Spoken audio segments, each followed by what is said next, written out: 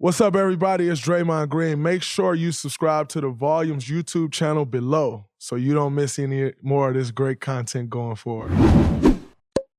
You spend your rookie year, and you spend majority of that, or the good chunk of the beginning of the season at least, in the D League at the time. It wasn't the G League, no, then it was the D I only League. played, you know what's crazy? That's the most misunderstood thing about me. I only played 3 games in the G League, bro.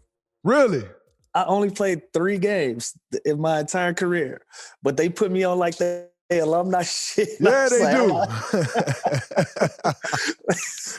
That's interesting.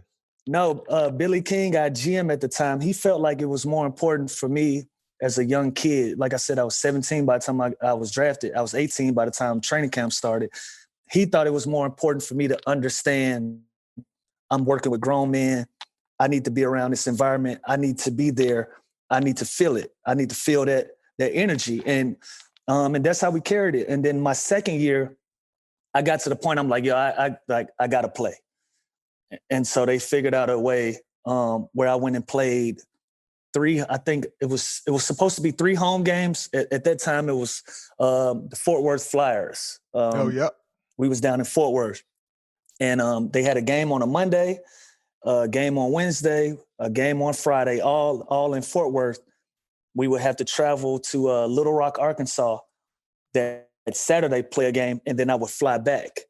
Okay. So I played the 3 games, averaged 39 points a game for that week. I got on a team bus. We drove 9 hours on a bus to Little Rock, Arkansas. I get to my room in Little Rock, Arkansas within an hour.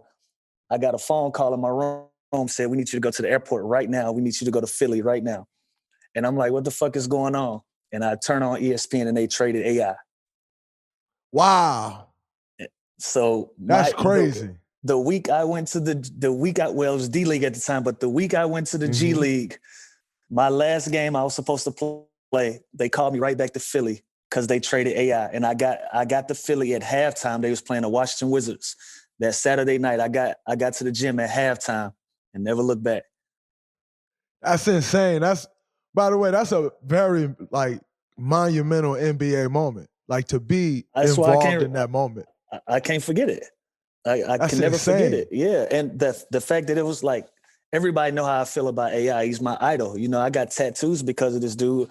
My whole thing is based around, the image that he created.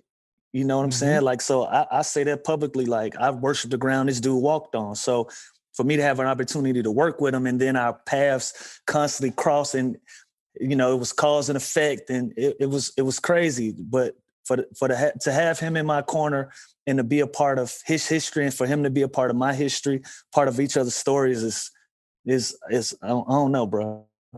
Hennessy celebrates those who never stop, never settle, and their never-ending pursuit of greatness. Maurice Ashley lives his passion. An inspiring story of intellect and brilliance, his ability to push the potential of his own mind to new levels of greatness is universally inspiring. In the world of the mind, there are no limits. Hennessy, never stop, never settle.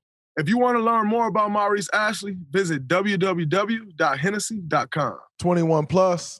Please drink responsibly. No, that's insane. So tell me this though.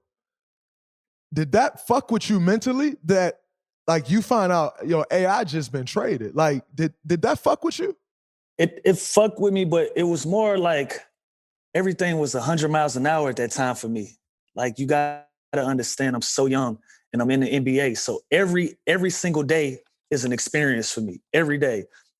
Whatever arena we going to, I'm in the arena looking around with the big eyes. Whatever team we playing, I'm looking at the superstars with the big eyes. Like every little experience is something to me. So I was holding on to all of that shit. So once I got my opportunity, I was so locked in on not fucking my chance up. I couldn't really even think about the big homie. You know what I'm saying? Absolutely. I was like, okay, this is it. You know what I'm saying? Moment. Yeah, this is my opportunity. That's interesting. I my rookie year, I had Mark Jackson was our head coach, and the day before our first regular season game,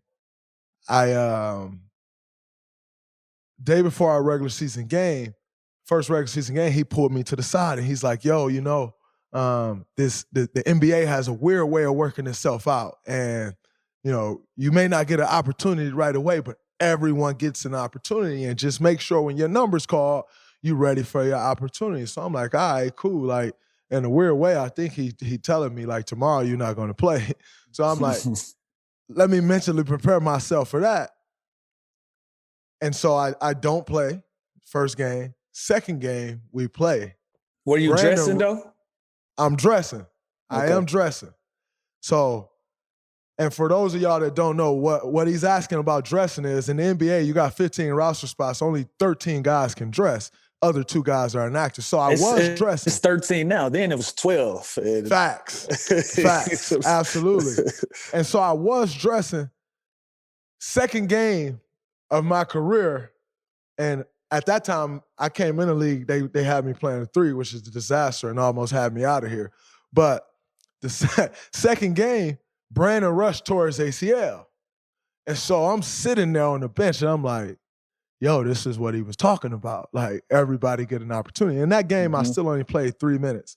But that's 3 more minutes than I played the first game.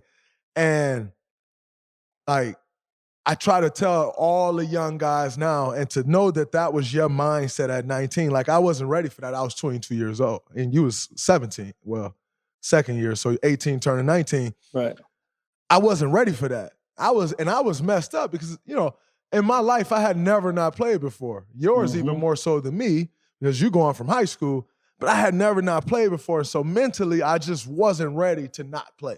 Right. And I'm like, yo, this is a different thing for me. But then I saw Brandon Rush get hurt. And I'm like, okay, I see what he mean now. And then my chance came, and it'll go, and it'll come, and it'll go, and it'll come. But every time it did come, I was ready for it.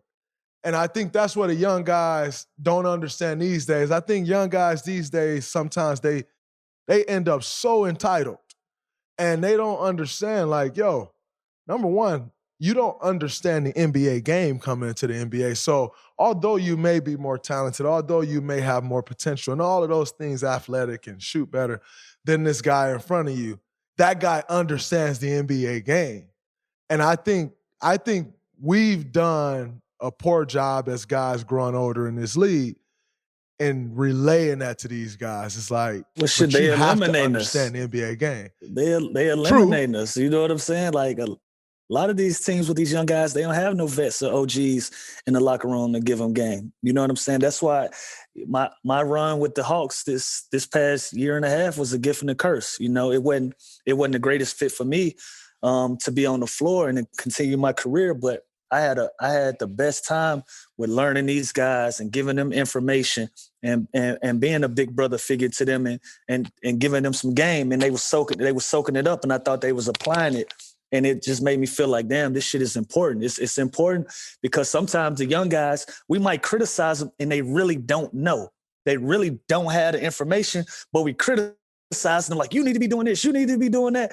The niggas like, bro, I don't even know what you're talking about. That part. You know what I'm saying? Part. And so absolutely. So I think it's important for the OGs and for the vets, older guys, to be that middle ground, to be that gray area, to kind of bridge that gap for guys to have the information and then for them to apply it as well.